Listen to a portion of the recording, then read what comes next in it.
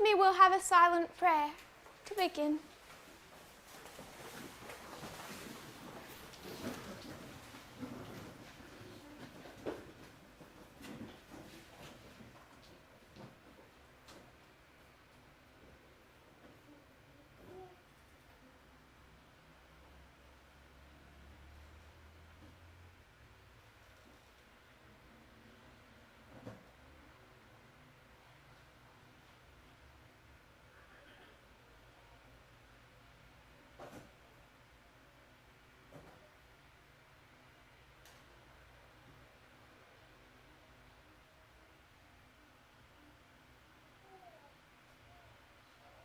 Amen.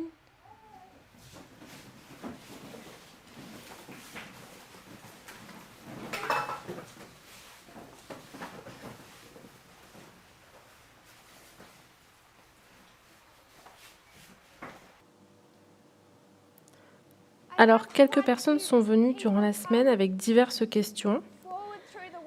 Certaines d'entre elles pourront être répondues en classe et d'autres devront être faites au tableau, mais elles ne sont pas en lien avec le sujet de la classe. J'aimerais vous encourager à écrire vos questions et à les remettre avant la session de questions-réponses cet après-midi, comme l'ont demandé nos organisateurs. Nous répondrons aux questions qui auront été écrites et non pas celles qui viennent du public, au cas où vous n'êtes pas familier avec ce mode de fonctionnement. Je sais que nous avons quelques nouvelles personnes parmi nous, car aujourd'hui c'est sabbat. Ces personnes n'ont pas été présentes durant les premières présentations, mais j'aimerais faire un bref résumé, et même pour nos étudiants, pour ceux qui ont suivi ces études avec moi, car il est facile de se perdre dans les différents concepts que j'aimerais que nous ayons à l'esprit. J'aimerais revenir sur ce que nous avons vu, et c'est la raison pour laquelle j'ai effacé le tableau, car je voudrais recommencer, car je souhaiterais démêler ces concepts. Vous avez certainement observé que les graphiques au tableau auparavant portent sur la ligne de réforme. En noir, la fin d'Israël moderne. En bleu, nous avions la fin d'Israël ancien, l'histoire de Christ. En rouge, nous avions l'histoire des Millérites, le commencement de l'histoire d'Israël moderne. Donc nous avons juste commencé à superposer ces trois histoires.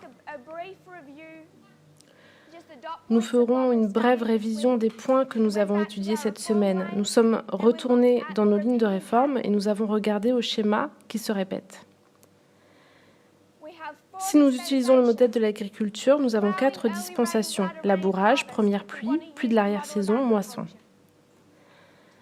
Donc dans chacune de ces dispensations, il doit y avoir un message qui fait l'œuvre de ce processus particulier de l'agriculture. Il doit y avoir un message qui fait l'œuvre de labourer les gens, de les arroser, de les moissonner. Et ce message arrive premièrement silencieusement, mais il va gonfler. Et nous avons 2 témoins dans notre ligne de réforme pour démontrer ce point. Au commencement, nous avons l'accroissement de la connaissance et la formalisation du message. Et dans l'histoire qui précède la fin du temps de grâce, nous avons également l'accroissement de la connaissance, puis le cri de minuit, ou le grand cri, lesquels sont symbolisés, si nous utilisons l'histoire des Millérites, par les 3 camps meetings. Boston, le message est décelé. Concorde, le message enfle l'accroissement de la connaissance. Et Exeter, le message du cri de minuit est formalisé. Donc nous avons révisé cette augmentation de la connaissance à chaque étape et nous avons regardé au symbolisme. Je vais l'indiquer là. Ce sont ces camps meetings dans l'histoire des Millérites. Avons-nous d'autres marqueurs noirs ? Sinon, je travaille avec le bleu. Je pense que ce marqueur ne fonctionne plus trop bien. Dans chaque histoire, dans l'histoire de la pluie de l'arrière-saison, nous avons aussi un Boston, Concorde et Exeter. Et ces camps meetings viennent avec un symbolisme particulier. Et nous avons regardé à Concorde, la signification du mot Concorde. Merci. Concorde, c'est le fait d'entrer en union, d'être en accord. Exeter a toujours une relation avec le temps. Donc nous avons regardé à ces camps meetings, Boston, Concorde, Exeter.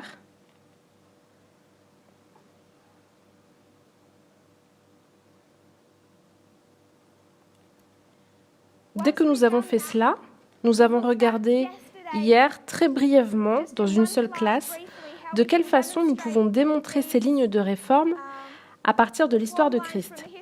Nous avons identifié que nous allons vers le monde, c'est-à-dire vers les Nétiniens, à la loi du dimanche. Nous avons également vu que dans l'histoire de Christ, en l'an 34, les disciples vont vers les gentils ou le monde. Donc à la balise de la loi du dimanche, lorsque le peuple fidèle de Dieu va vers le monde, c'est la même histoire que celle de l'histoire de Christ qui est en parallèle avec la fin d'Israël ancien et la fin d'Israël moderne, quand les disciples vont vers les gentils en l'an 34. C'est la fin de la prophétie des 490 ans. Et avant la fin des 490 ans, l'évangile a été restreint au peuple juif. Il ne leur était pas permis d'aller vers les gentils. Donc cela aligne l'an 34, ici, avec la loi du dimanche. Et le concept que cela nous donne, c'est que lorsque nous regardons au Nouveau Testament ou à l'histoire, toute la connaissance donnée dans ces écrits de Matthieu, Marc, Luc, Jean et Actes, cette histoire de Jean-Baptiste, l'œuvre de Christ, la crucifixion, la résurrection, toute cette histoire nous montre de quelle manière Dieu prépare son Église afin qu'elle soit prête pour aller vers le monde. Tous ces messages tirés de l'Évangile sont là pour nous relater l'histoire qui parle de la même manière dont Dieu prépare son Église pour la loi du dimanche, afin qu'elle fasse une œuvre à la loi du dimanche.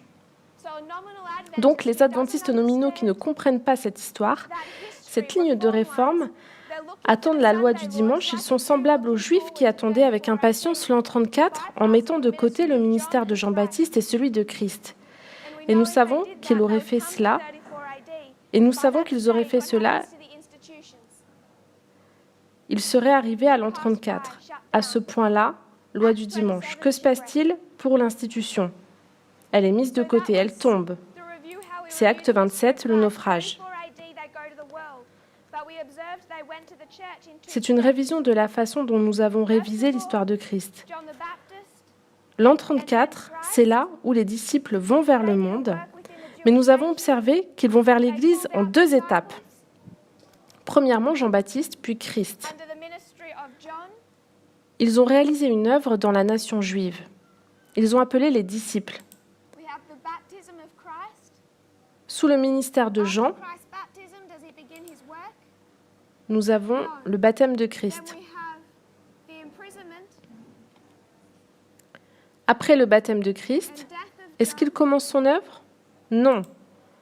Puis nous avons l'emprisonnement,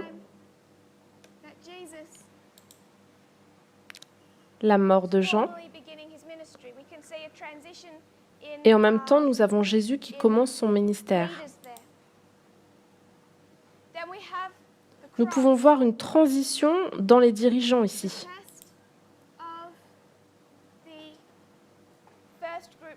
Puis nous avons la croix, le test pour le premier groupe appelé. À la croix, les disciples sont testés. Ils traversent cette période qui devient importante pour nous, de la croix à la Pentecôte. D'autres instructions dont ils ont besoin deviennent extrêmement importantes pour nous maintenant dans cette histoire de la croix à la Pentecôte. Ensuite, à la Pentecôte, ils retournent vers le peuple juif. Ils retournent vers la nation d'Israël. Donc 2 fois dans l'Église, premièrement dans l'histoire des disciples, puis à la Pentecôte, le message est répandu plus largement en raison des fêtes. Car les Juifs en provenance des différents pays où ils sont exilés sont venus, et de nouveau l'Évangile est de nouveau présenté à l'Église. Puis en l'an 34, cette œuvre est terminée, et les Juifs ferment leur probation en tant que nation, et l'Évangile va vers les gentils. Voici, en bref, notre compréhension de l'histoire de la fin de l'Israël ancien et nous avons observé à quel point ils avaient une mauvaise compréhension sur la nature du royaume de Dieu.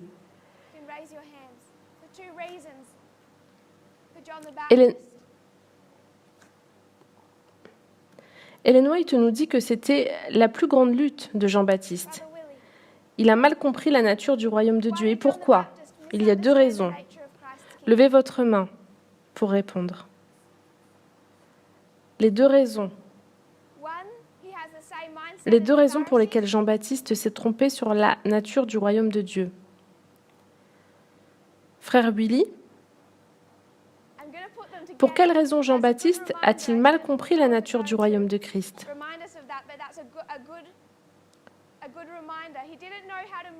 Premièrement, il avait le même état d'esprit que celui des pharisiens.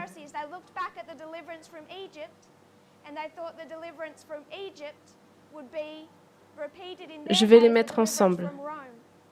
C'est un bon rappel. Ils ne savaient pas comment passer du littéral au spirituel. Il a regardé l'histoire sous le même angle que les pharisiens. Ils ont regardé à la délivrance de l'Égypte et ils pensaient que la délivrance de l'Égypte serait répétée dans leur génération pour la délivrance de Rome.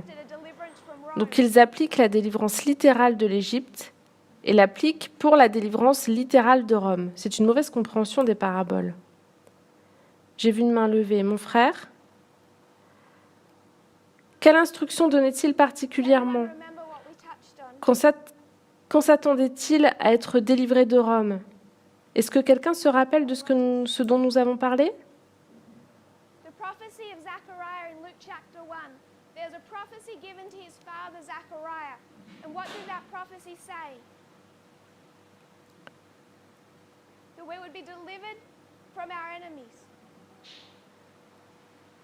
Il est dit dans Luc 1, à partir du verset 68, « Béni soit le Seigneur, Dieu d'Israël, car il a visité et racheté son peuple, et nous a suscité une corne de salut dans la maison de son serviteur David, comme il en avait parlé par la bouche de ses saints prophètes, qui furent depuis le commencement du monde, que nous devrions être sauvés de nos ennemis, les Romains, et de la main de tous ceux qui nous haïssent, qu'il nous accorderait qu'étant délivrés de la main de nos ennemis, nous puissions le servir sans crainte, en sainteté et droiture devant lui, tous les jours de notre vie. »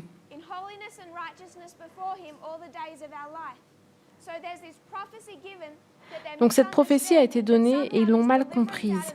Ils ont cru que ce serait une délivrance de la main de leurs ennemis, qui doivent le servir sans crainte. Ils prennent l'histoire de Moïse et voici leurs attentes de ce que cela devrait ressembler. Délivrer de Pharaon afin qu'il puisse observer le sabbat sans crainte. C'est une application, mais ils n'utilisent pas les règles de l'enseignement en parabole. C'est le problème des pharisiens et de celui de Jean-Baptiste, décrit par Ellen White comme une mauvaise compréhension de la nature du royaume de Christ. Il est question de l'œuvre faite sous le premier ange. Puis arrive l'œuvre sous le second ange, Christ. Il prend ces mêmes disciples qui sont encore sous cette mauvaise conception et il commence à leur dire « Le royaume des cieux est semblable. Le royaume des cieux est semblable. » Il prend plusieurs paraboles pour essayer de leur expliquer à quoi ressemble la nature du royaume des cieux. Aussi, ce que nous avons abordé comme point est l'œuvre du premier ange, alors que les disciples ont encore une mauvaise conception de la nature du royaume des cieux, qu'ils ont prise des pharisiens, qui se trouvent dans une condition laodicéenne.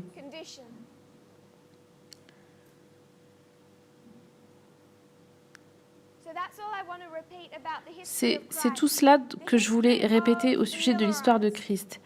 Dans l'histoire des Millérites, ce dont nous avons parlé, c'est qu'ils savaient qu'ils répétaient l'histoire de la parabole des 10 vierges.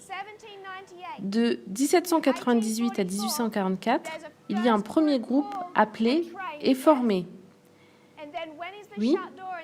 Et quand est-ce que la porte se ferme dans la parabole des 10 vierges ? Le 22 octobre 1844, c'est la porte fermée pour le deuxième groupe. Donc cela s'aligne avec 2019, la porte fermée pour le premier groupe. Et avant cette porte fermée, nous avons le 19 avril 1844, qui est le temps d'attente. Et ensuite, vous avez le camp meeting de Boston. Que s'est-il passé ? au camp meeting de Boston. Le message s'ouvre et commence silencieusement. Et nous avons aussi la transition de la direction. Ici, nous indiquons 2014, la transition entre Miller et Snow. De la même manière, le commencement du ministère de Jésus et la première purification du temple. Le changement de direction entre Jean, Baptiste et Christ. Un changement visible entre la direction du mouvement. Et nous indiquons Boston, Concorde, Exeter comme étant le cri de minuit, puis l'expérience de la porte fermée. C'est tout ce que je voulais montrer par rapport à la révision d'hier.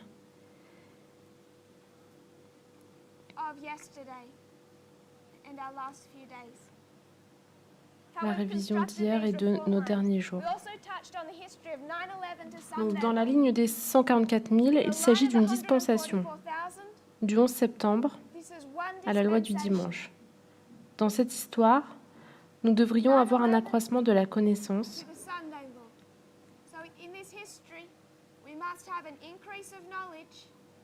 et la formalisation du message. Ici Boston, Concorde, etc.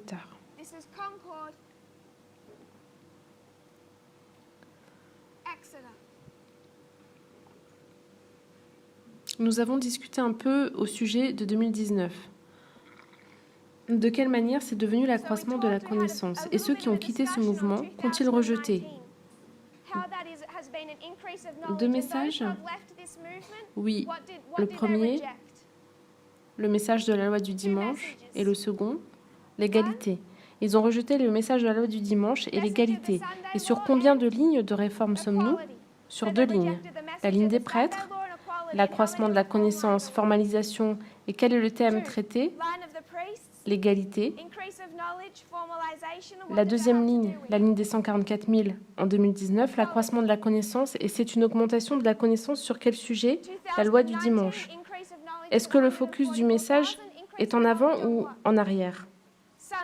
Est en avant. Et ce n'est pas exactement un accroissement de la connaissance sur le 11 septembre. J'aimerais que nous voyions que l'accroissement de la connaissance de l'islam est en 2019. Avons-nous une augmentation de la connaissance sur le sujet de l'islam en 2019? Oui. Mais même avec cette histoire, est-ce que le point d'intérêt était dans le passé ou dans l'avenir?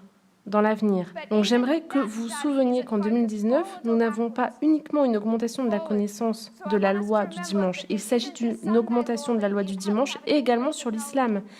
Et quand avons-nous commencé à étudier l'islam?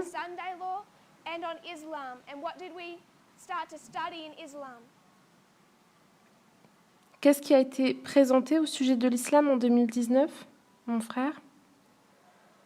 What was presented about Islam in 2019? Mon frère? Oh, brother.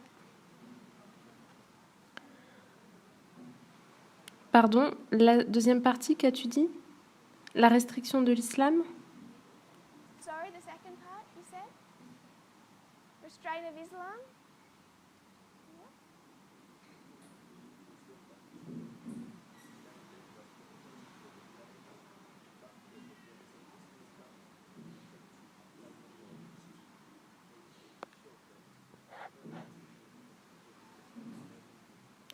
La restriction de l'islam.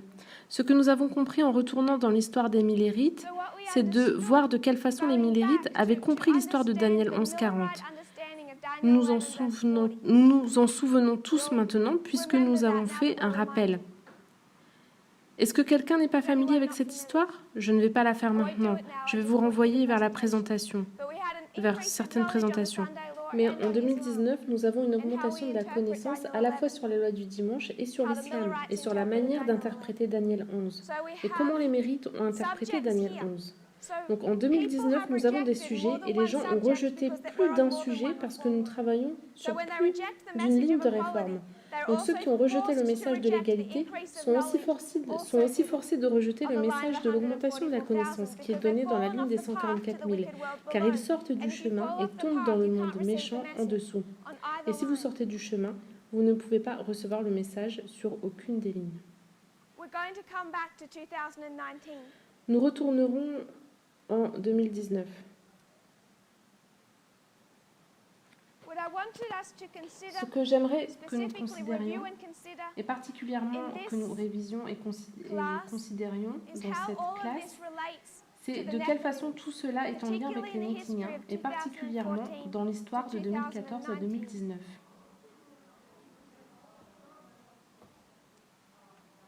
So there's one element on our Donc il line y a that's un élément missing. sur What notre is that? ligne qui manque, et quel est-il? What's an element that we added Quel est last? l'élément que nous avons ajouté en dernier? 2004. Where do you want me 2004, to oui. place that? On what Sur line? quelle ligne souhaiterais-tu que je place cette date? Sur quelle ligne? Nethinims? Les So my Néthiniens. sister said that we have 2004. Donc ma sœur dit que nous avons 2004 Why sur would la we ligne place des Néthiniens. 2004 Pour quelle on their raison line? placerions-nous 2004 sur leur ligne? Mon frère?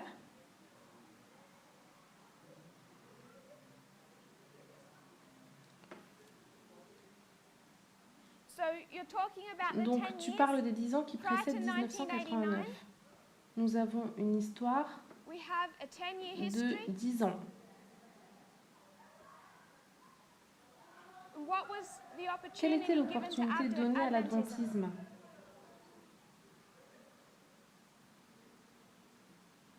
Sorry? Pardon? To see and recognize the Pour voir et external reconnaître events. les événements externes. My sister in the back Ma in the sœur, pink. au fond en rose, There's two of you in the pink. il y en a deux The en one rose. behind first. Celle à l'arrière en premier. What are the external Quels events sont les here? Give me événements one. externes là? Donne-moi un. 79 to 89. De 1979 à 1989. This is a 10-year history. Il s'agit d'une histoire de 10 ans, A 10-year durant history laquelle where Adventism had the l'adventisme a opportunity to l'opportunité wake de up se and réveiller see the et de voir signs. les Were there signes. signs given? Les signes ont-ils été donnés avant Before 1798?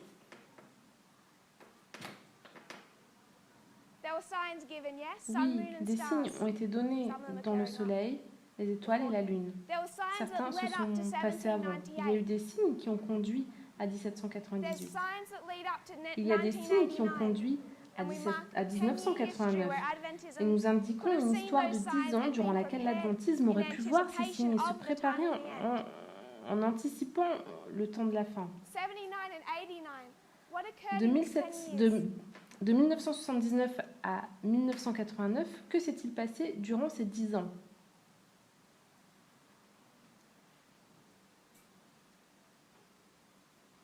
There's a war. Il y a une guerre.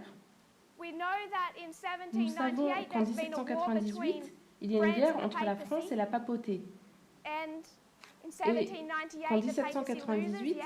la papauté a So there's perdu, been a oui. war Par conséquent, une between guerre the a eu lieu Soviet entre Union and les the United États-Unis et States, l'Union and in soviétique 1989, en 1989. Soviet Union L'Union loses. soviétique a perdu. Do you know what this war is called? Connais-tu le nom de cette guerre?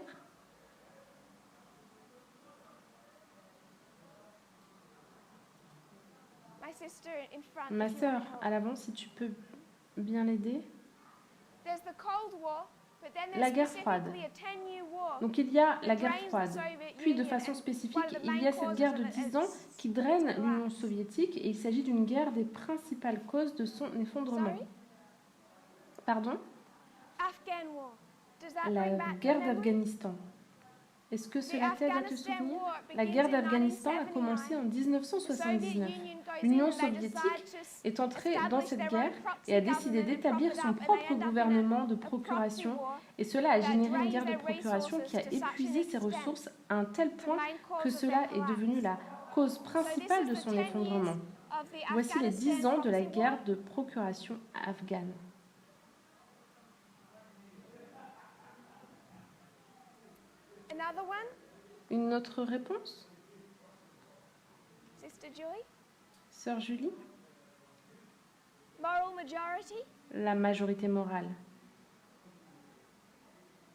Can you give us a little history of Pourrais-tu that? nous donner un peu d'histoire? What is the moral majority? Qu'est-ce que la majorité morale?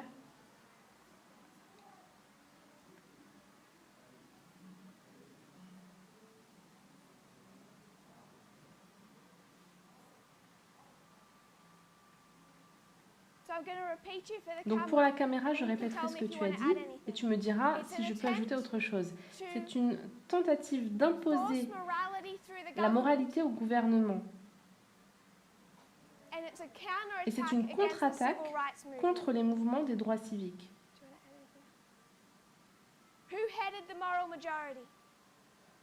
Donc, qui administrait la majorité morale? Jerry Falwell. Il s'agit de Jerry Falwell et de l'Université Liberty.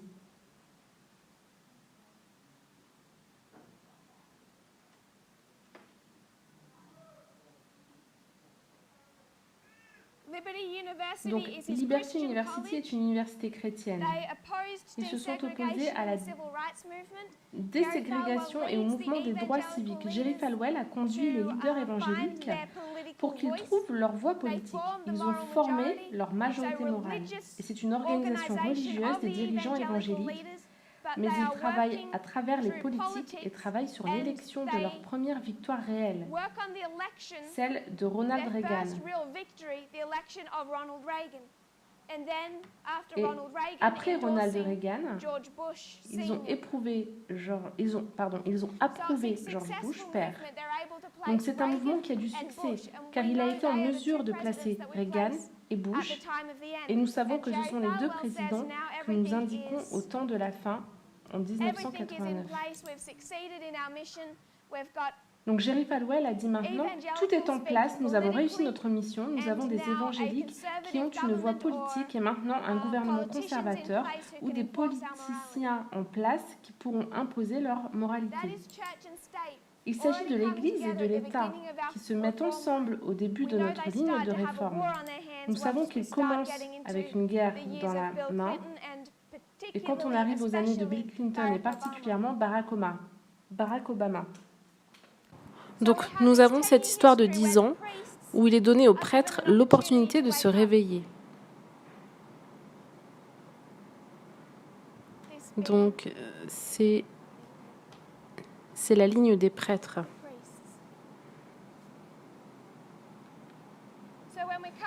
Et par conséquent, lorsque nous arrivons aux Lévites, que doivent-ils y avoir aussi? 10 ans. Nous comparons et nous contrastons. Nous savons ce que font les 144 000 et les prêtres. On arrive dans l'histoire des Lévites. Et 10 ans nous amènent de 1991 à 2001. 1991 est une année importante dans l'histoire. Nous avons la chute de l'Union soviétique. Nous avons aussi l'accès au web mondial. Donc nous avons beaucoup de choses que nous pourrions placer en 1991. L'Église a une opportunité de se réveiller une deuxième fois pour ce deuxième groupe. Mais notre focus est sur les Nétiniens. De quelle manière sont-ils supposés se réveiller de 2004 à 2014 ?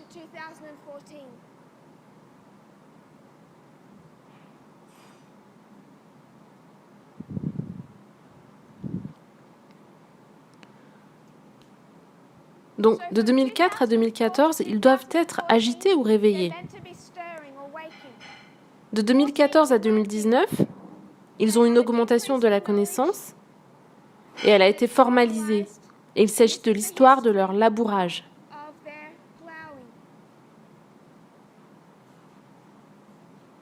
En 2016, c'est l'augmentation de la connaissance et le message a été formalisé en 2018. Avons-nous un message formalisé en 2018 ? Oui, mon frère.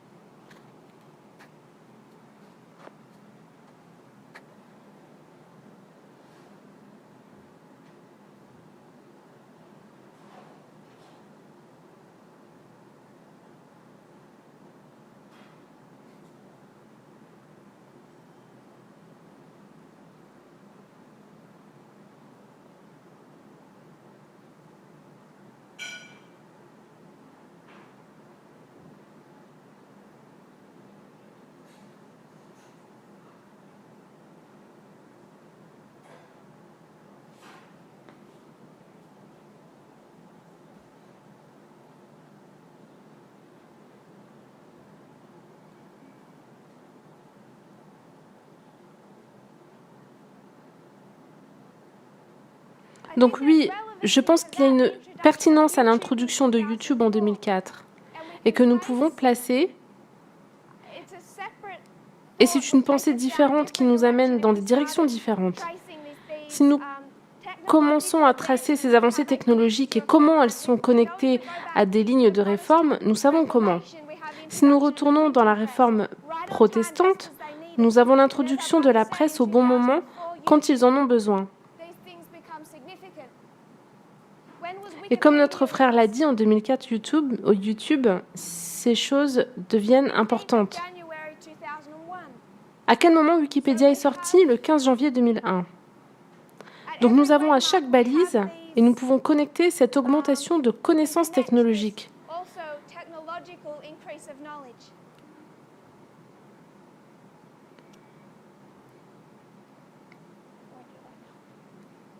Alors, c'est un bon point. En quelle année Trump a-t-il rejoint Twitter? En 2009. N'est-ce pas une augmentation de la connaissance? N'est-ce pas Trump qui ouvre sa voie? Donc, si nous revenons dans cette dispensation, de 2014 à 2019, il s'agit du labourage des Nétiniens.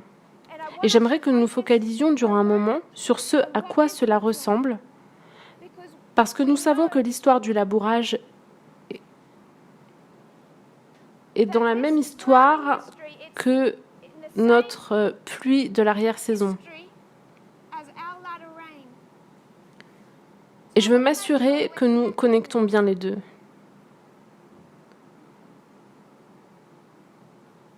Donc nous avons un message qui est arrivé en 2019.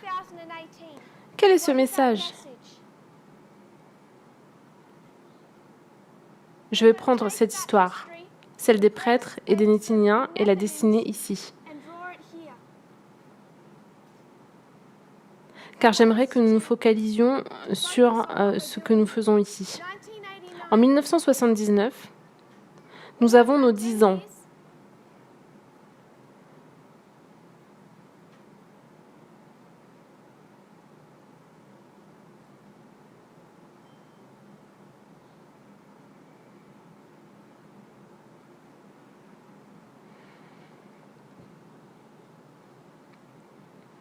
Donc voici notre histoire de la pluie de l'arrière-saison de 2014-2019. Et nous amenons cela dans le premier groupe des prêtres. Et que nous l'amenions dans le troisième groupe, qui est le monde.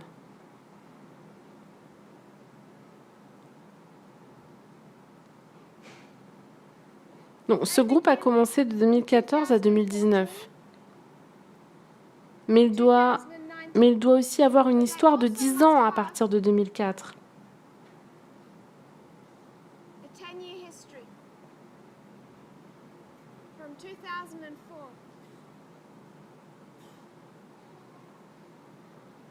Donc nous connectons notre dispensation avec la leur.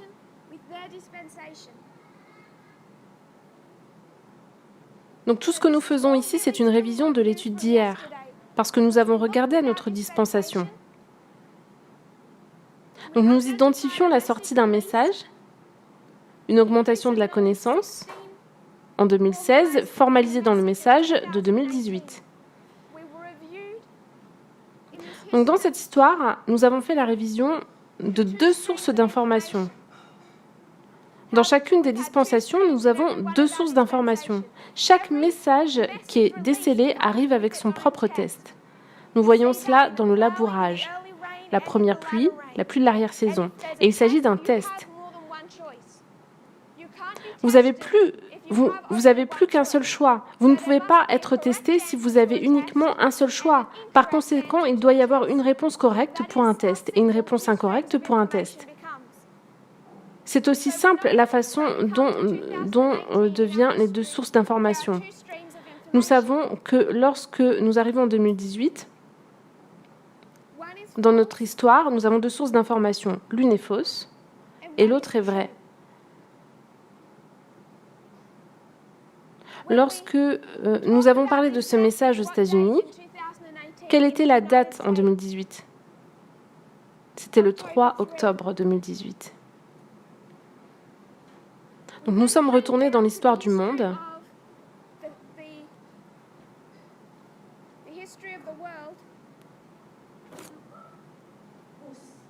Et nous avons identifié que le monde également avait été dans une augmentation de connaissances de 2014 à 2016 par le biais de l'élection de Trump qui les conduit en 2019.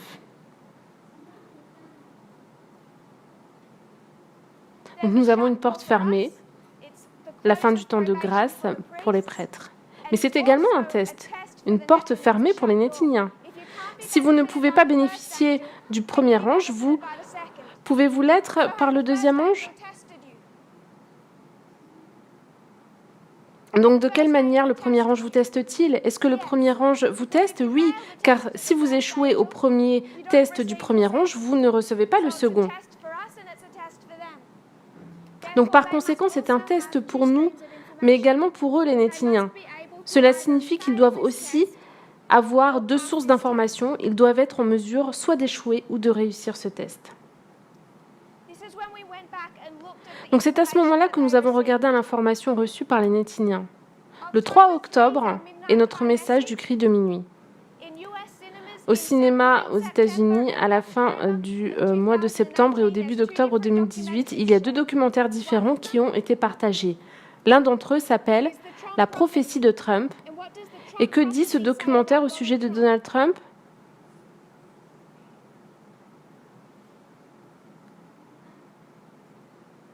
Est-ce que vous tous ici connaissez le nom de Kellyanne Conway? Savez-vous tous qu'elle a un mari qui se nomme George Conway?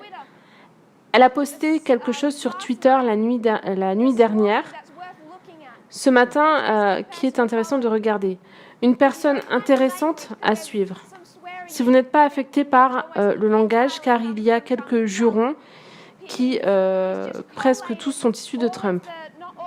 Et c'est lui qui a rassemblé les évangéliques qui disent que cet homme, Trump, est consacré par Dieu. Parler à l'encontre de Donald Trump et parler contre Jésus.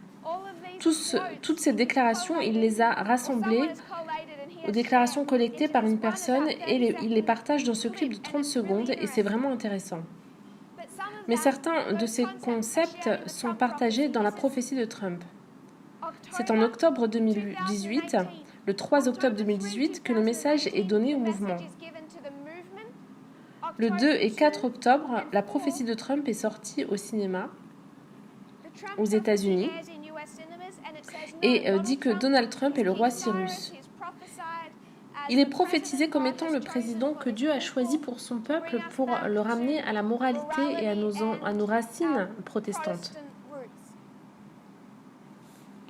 Donc, durant la même période de temps, un autre documentaire est sorti autour du 27 septembre.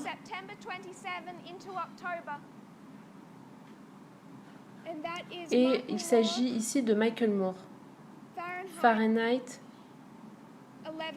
1109.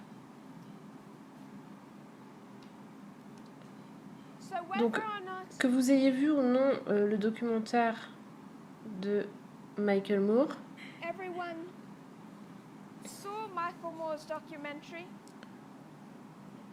ils sont polarisés et sont souvent opposés l'un à l'autre sur la version que vous êtes en mesure d'obtenir sur ce qui se passe aux États-Unis.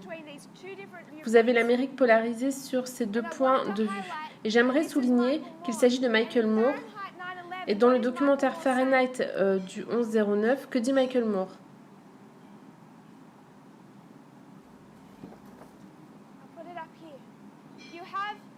Donc, nous avons notre message du cri de minuit. Et qu'avons-nous dit en 2018? Nous avons dit, donc, nous avons dit que Trump égale un dictateur. Trump égale le dernier président des États-Unis. Nous le savons déjà, mais nous ne savons plus à quoi cela ressemble. Qu'avons-nous dit encore?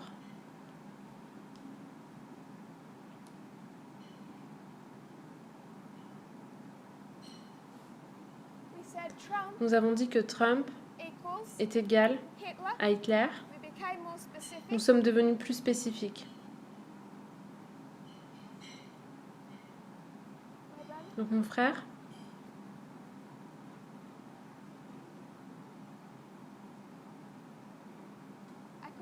alors j'ai du mal à t'entendre, désolée.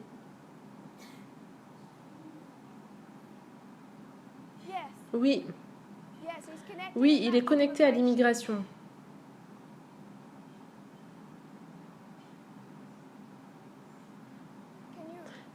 Pouvez-vous lever la main? Parfois j'ai du mal à trouver votre voix dans l'audience.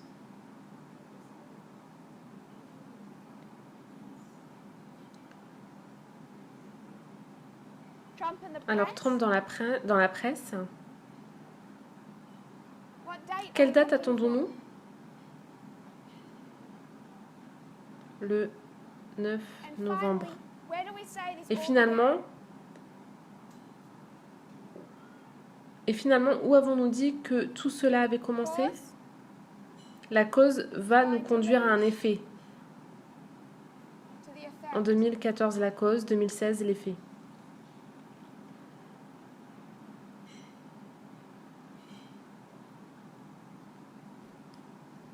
Donc la cause a conduit à l'élection de Trump dans un premier lieu et son comportement ultérieur. Donc voici le message du cri de minuit. C'est en grande partie ce que nous avons couvert. Donc Trump dictateur, Trump dernier président, Trump Hitler.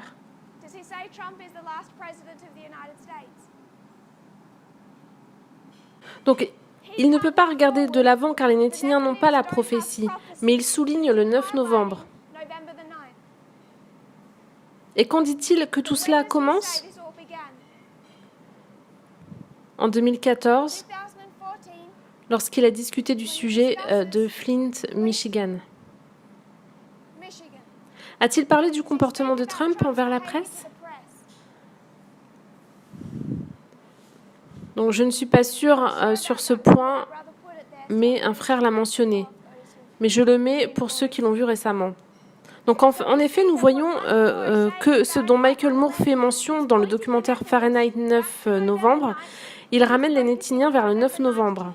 Il se focalise sur le 9 novembre 2016.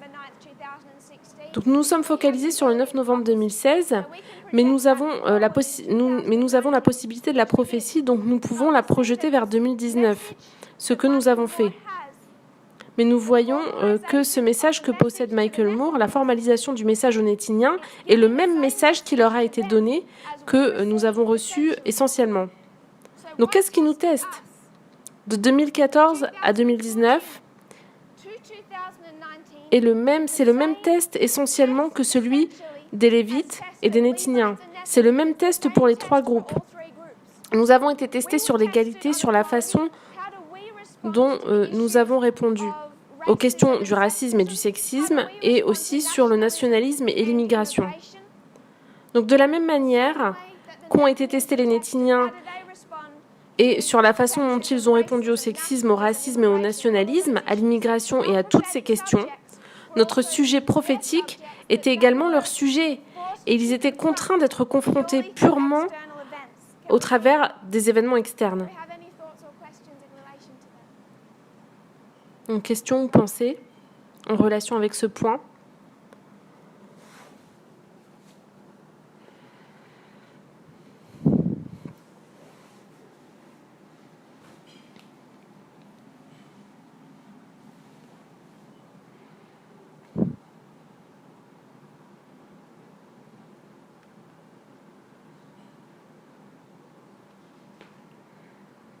Donc notre frère parle de l'assassinat du journaliste, le journaliste Jamal Khashoggi, qui a travaillé en Arabie Saoudite, et de quelle façon Trump a répondu face à l'assassinat de ce journaliste.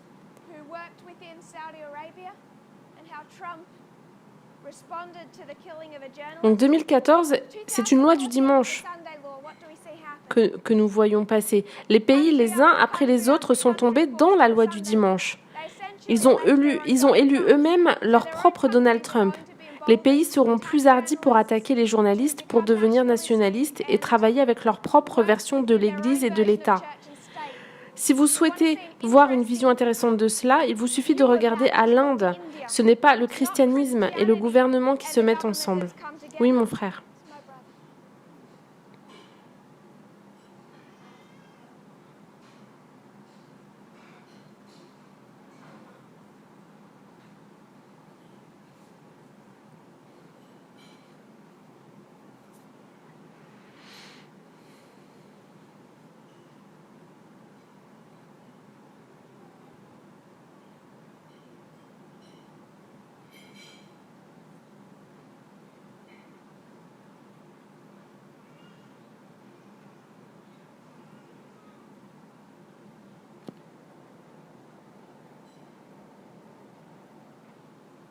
Donc je pense que ce que nous devons faire consiste à séparer le patriotisme et le nationalisme. Quand nous abordons le sujet du nationalisme, ce que font les nationalistes, je te donne un bon nationaliste, Adolf Hitler. Les gens dans cette histoire en France, ils aimaient leur pays. Ils ont pris soin de leur pays et des gens. Mais quand Hitler est arrivé, il s'agissait d'un mouvement populaire et nationaliste. Et le concept, c'est qu'il allait faire avancer la cause de son pays, aux dépens de la souffrance et aux frais des autres pays. Et c'est ce que nous voyons dans l'image de Donald Trump. Il veut rendre sa grandeur à l'Amérique en imposant des tarifs et par tous les moyens nécessaires la fermeture des frontières. Tout ce qui est nécessaire par la dissolution de l'OTAN ou de l'Union européenne, il s'en moque, tant que tout cela est favorable à son propre pays. Lorsque nous travaillons en tant que famille, nous nous focalisons sur notre famille. Mais une communauté ne fonctionne pas bien à moins que nous ne prenions soin les uns des autres en tant que communauté. Et en tant que société, c'est la raison pour laquelle nous avons des gouvernements en place. Ne pas prendre soin que d'une seule famille, mais d'assurer qu'il y a le soin pour la communauté. L'Union européenne, les Nations unies, l'OTAN, leurs idées, c'est que oui, nous prenions soin de notre pays.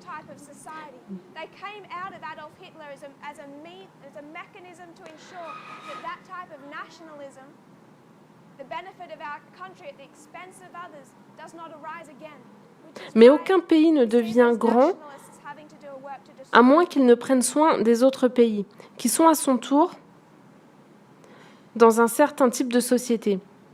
Ces organisations sont sorties d'Adolf Hitler comme un mécanisme pour s'assurer que ce type de nationalisme, les avantages de notre pays aux dépens des autres, ne se produisent plus de nouveau. Et c'est la raison pour laquelle nous voyons ces nationalistes faire une œuvre pour les détruire.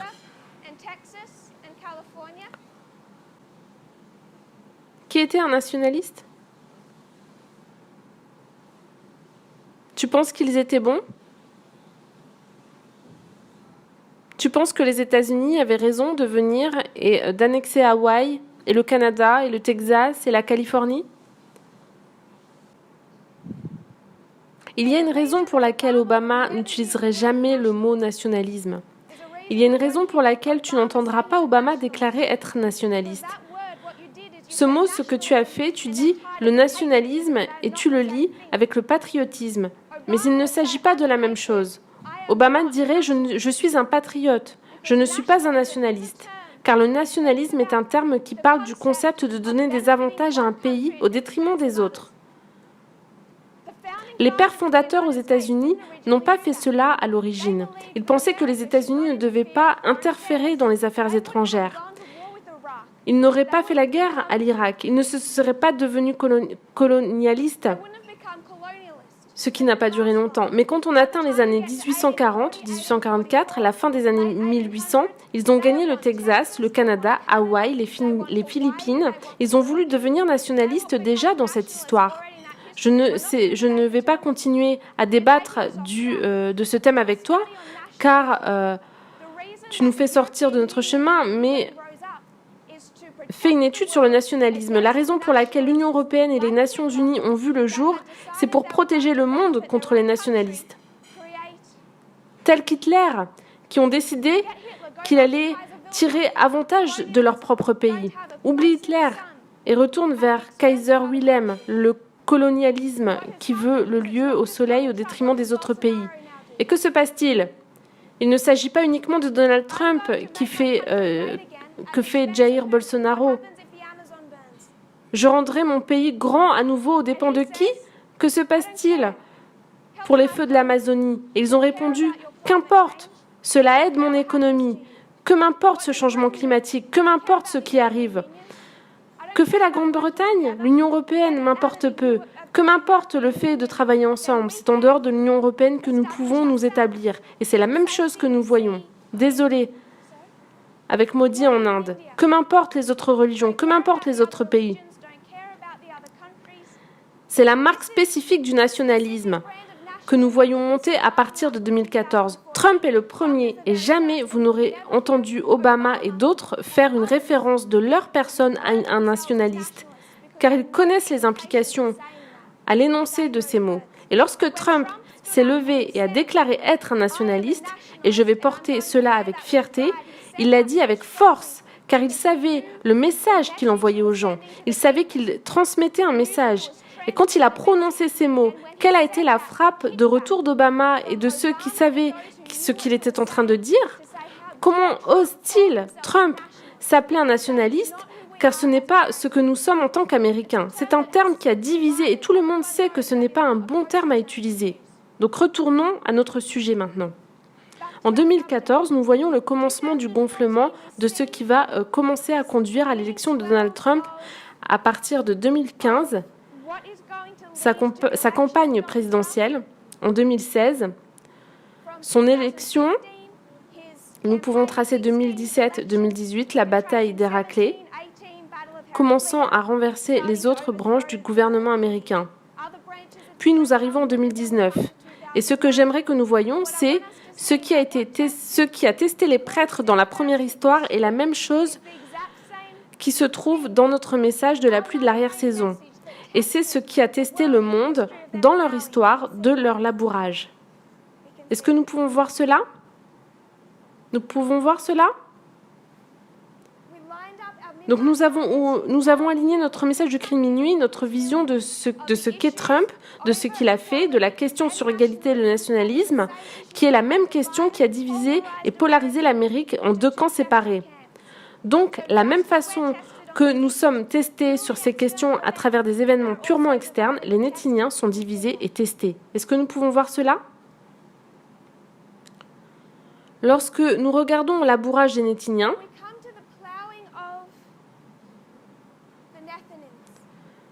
ce que nous faisons essentiellement consiste à comparer et à contraster les Nétiniens avec deux de nos histoires. Parce que c'est leur période de labourage, avec quoi nous les comparons et nous les contrastons ? Avec notre labourage, oui.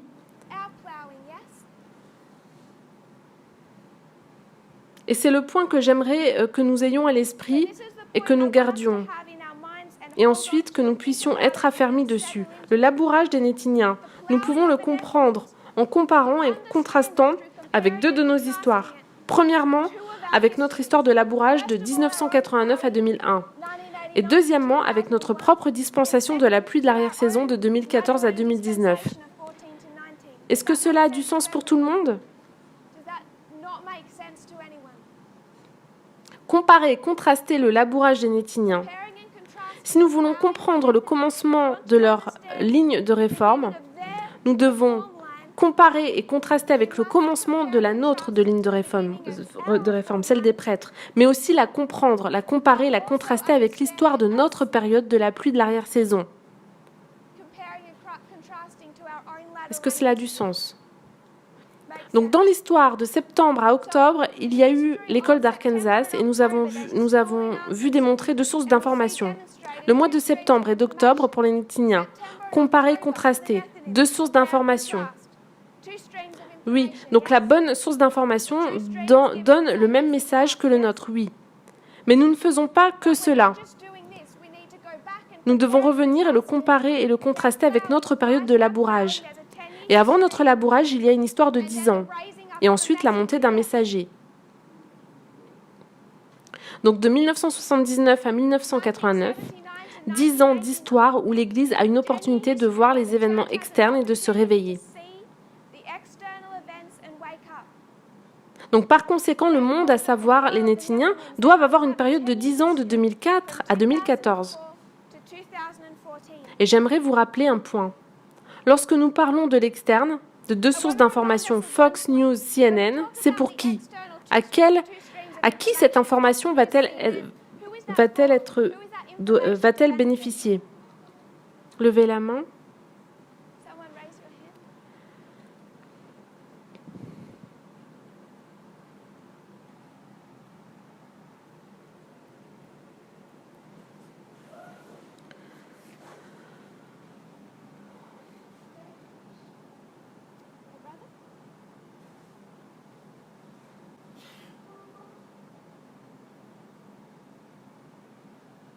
Pourquoi cela devrait-il bénéficier aux prêtres?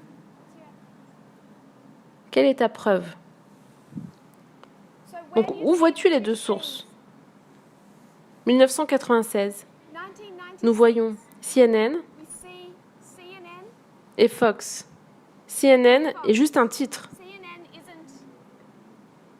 Et si nous n'avions pas déjà placé ces titres, je préférerais aller vers Yahoo, Washington Post, Google, New York Times, Google.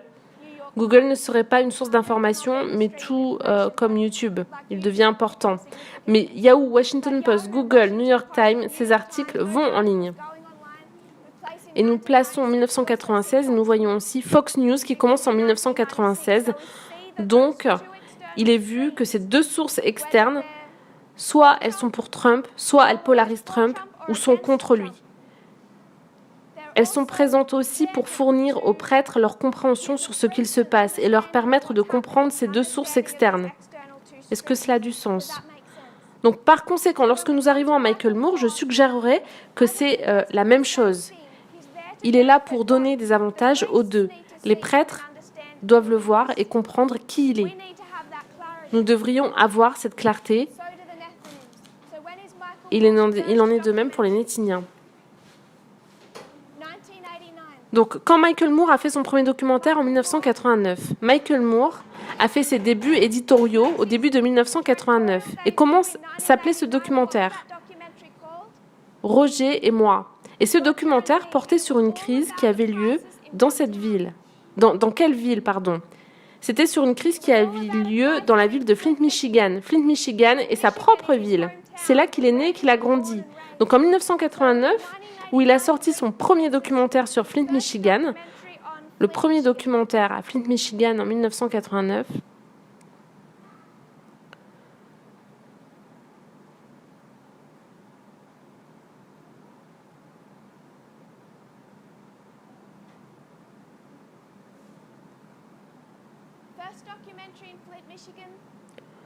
donc, je sais que nous avons ici une sœur qui fera un culte et le soir et nous donnera plus d'informations sur Michael Moore et ce qu'il a été ces dernières années. J'aimerais juste l'identifier en 1989.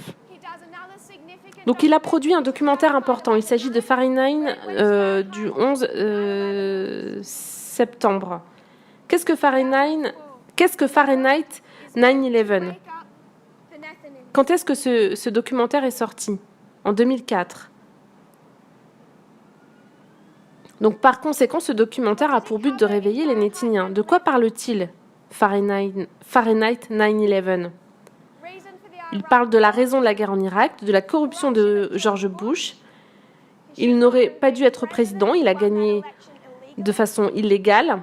Donc, l'ensemble de ces sujets, il les a couverts dans Fahrenheit 9/11. Donc, nous est-il possible de prouver ces faits dans un message prophétique? La nature de la guerre de l'Irak? Que c'était purement une excuse? Où pouvons-nous prouver cela dans notre message prophétique? Donc la troisième guerre d'Yadok.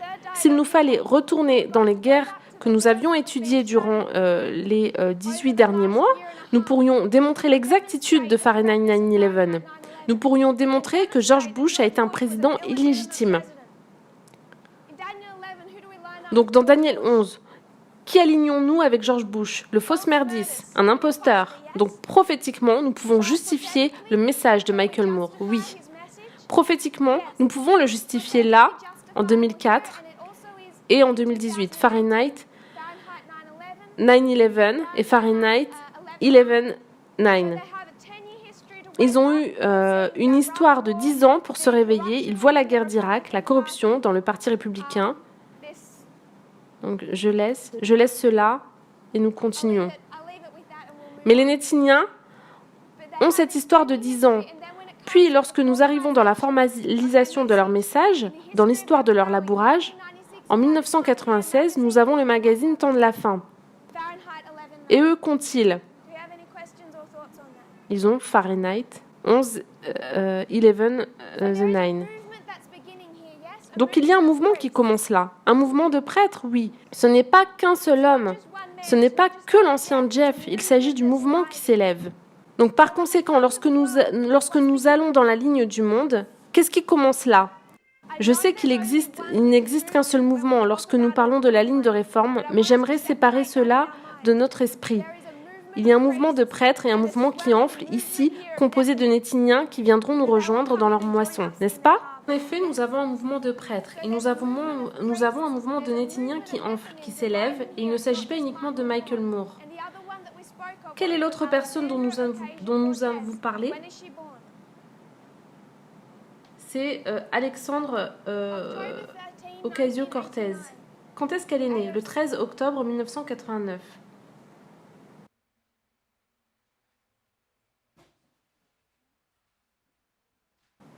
Quelqu'un a demandé que j'écrive son nom ? Je vais l'écrire en noir.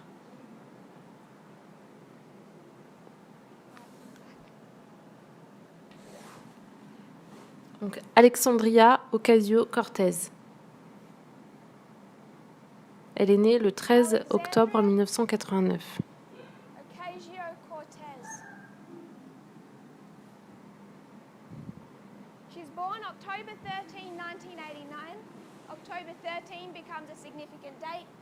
Donc le 13 octobre devient une date importante. Nous l'alignons avec le cri de minuit alors qu'il entre en Europe et nous la relions en 2018.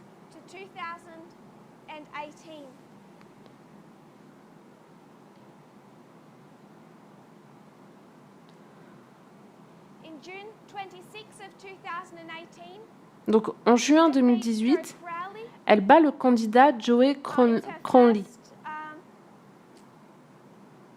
C'est sa première élection et elle obtient une reconnaissance nationale et internationale quand elle gagne les primaires du Parti démocrate à New York. Donc le 26 juin 2018. Et dans les primaires de mi-mandat, elle bat l'adversaire républicain le 6 novembre 2018. Et cela a créé une tempête aux États-Unis et elle est devenue un symbole de tout ce que Donald Trump et que le parti républicain déteste. C'est le type de gauche aimé par Michael Moore. D'où vient-elle ? Est-ce que quelqu'un connaît son passé, ses parents ?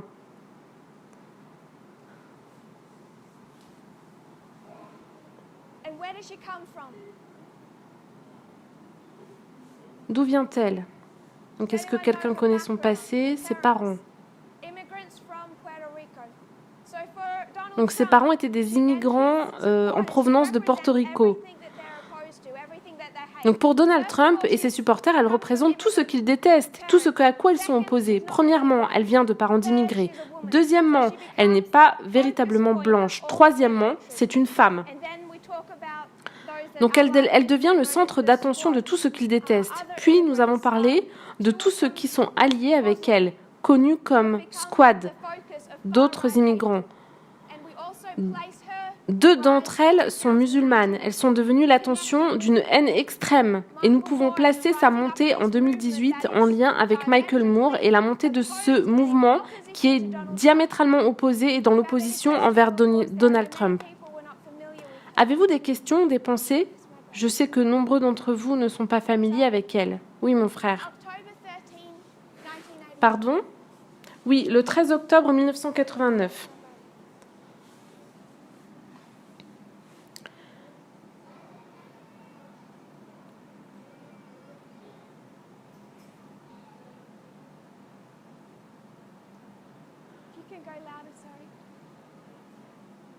Alors, est-ce que tu pourrais parler un peu plus fort? Excuse-moi.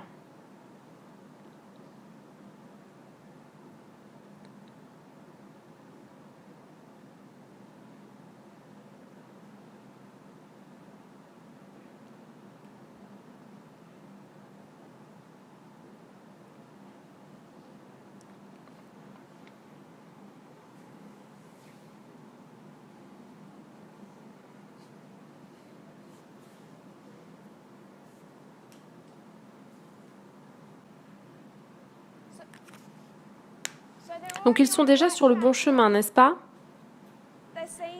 Donc, les Nétiniens voient la question de l'égalité. Qu'en est-il de la race, de l'immigration, du genre? Et ta question, c'est qu'est-ce que nous devons alors leur donner? À quoi ressemble leur moisson? Est-ce que tout le monde est au clair avec ce que nous avons vu sur Michael Moore? La façon dont ce mouvement s'est élevé en opposition directe avec Donald Trump? Sommes-nous d'accord et voyons-nous que c'est un mouvement conduisant les Nétiniens à s'opposer au président qui introduira la loi du dimanche? Ils s'opposent à la fusion de l'Église et de l'État. Oui, mon frère.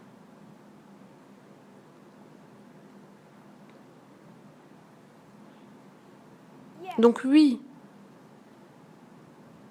En 1989, c'est une crise qui se déroule à Flint, Michigan. C'est la base de ce documentaire. Lorsque Michael Moore a sorti Fahrenheit 11/9, c'est la raison pour laquelle je dis qu'il y a une connexion similaire quand il voit en 2014 la cause et Trump, c'est les faits.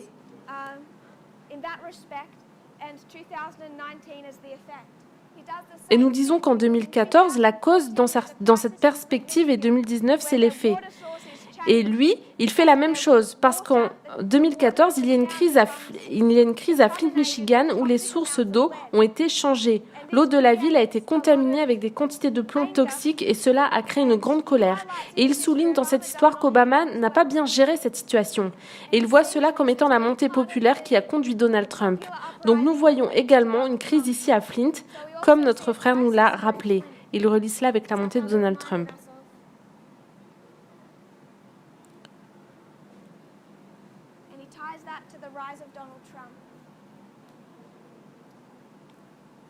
Donc il ne nous reste plus que quelques minutes.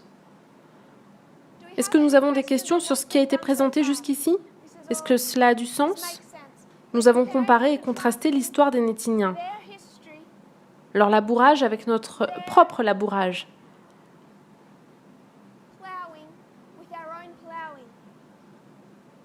Nous avons vu que nous avons une personne suscitée pour donner un message et ils ont également une personne suscitée pour délivrer un message.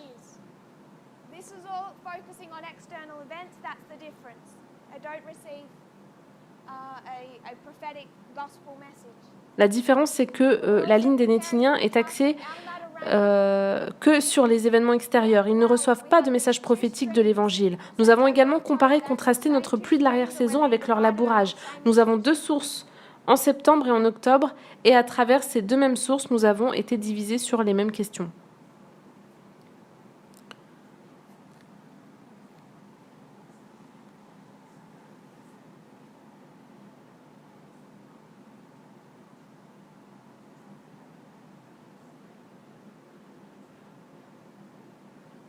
Oui. Oui, c'est un bon point sur lequel nous terminerons. Il ne s'agit pas là d'un seul sujet sur Michael Moore. C'est comme si nous regardions à ces 10 ans d'histoire. Nous pouvons relier l'Iran, l'Irak et la majorité morale ainsi que la guerre d'Afghanistan. Il existe plusieurs fils, mais tout dépend de notre histoire. Quand nous arrivons à 2004 et 2014, il existe cet autre fil conducteur. En 2014, c'est durant cette année que la majorité des sources séculières indiqueront que Vladimir Poutine devient dictateur, prenant un contrôle dictatorial de ces pays et des élections locales. Et en 2014, il annexe la Crimée. Par conséquent, nous avons besoin d'autres fils afin que nous puissions nous souvenir comment relier ces balises. Un bon Nétinien doit également voir la Russie dans cette histoire. Il voit d'autres fils, celui de Donald Trump, les évangélistes, mais aussi en lien avec le roi du Sud, la montée de Vladimir Poutine, que nous savons être connectés avec les élections de 2016. Et tout cela devient important.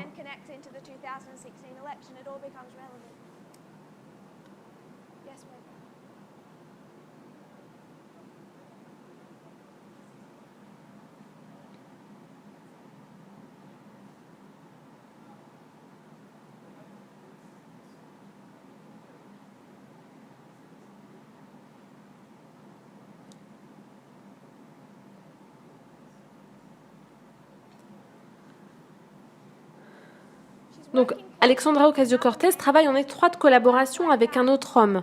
Ils sont très liés et cet homme était noir.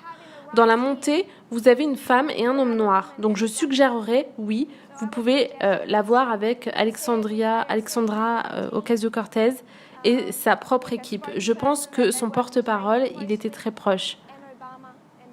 Mais aussi avec Barack Obama et Clinton. Donc nous les voyons tous dans cette histoire, en interne et en externe.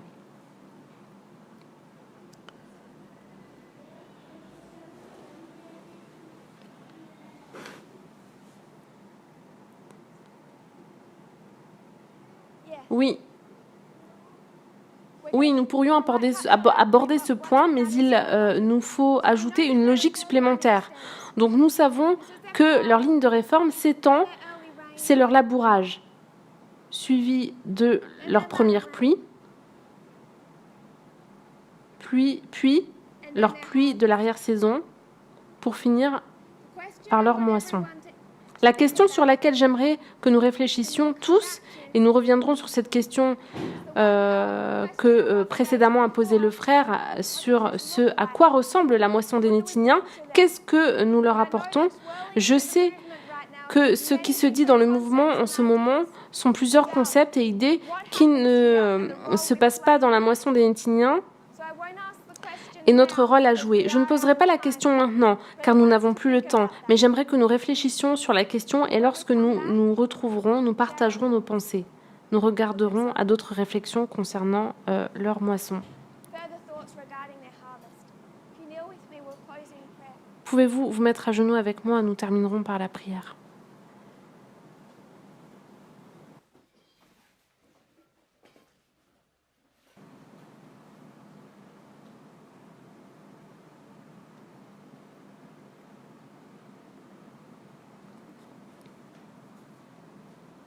Donc, cher Père Céleste, merci pour tes bénédictions, Seigneur. Nous savons que tu as suscité ce mouvement pour accomplir une œuvre dans l'unité et donner un message particulier. Seigneur, il se trouve plusieurs concepts avec lesquels nous luttons. Et nous prions, Seigneur, afin que tu puisses nous donner de la clarté, de la compréhension, de sorte que nous puissions savoir ce que nous sommes censés faire maintenant et avoir une clarté sur ce que tu attends de nous dans ces années à venir. Seigneur, je prie que tu amènes ton mouvement dans l'unité sur ces sujets et que nous soyons consentants à regarder aux preuves en toute humilité et se mettre du bon côté de ces questions. Je prie, Seigneur, que tu nous bénisses le reste de ce jour de sabbat. Nous savons que nous avons encore d'autres sessions, du temps à passer ensemble et dans des discussions privées et dans des réunions. Je prie, Seigneur, que tu sois au milieu de nous, que tu puisses guider notre esprit alors que nous considérons ces choses. Je prie que tu puisses également être avec nos frères et sœurs qui sont partout dans le monde alors qu'ils sont en lutte, eux aussi avec ces concepts analogues. Dans le nom de Jésus, je te prie. Amen.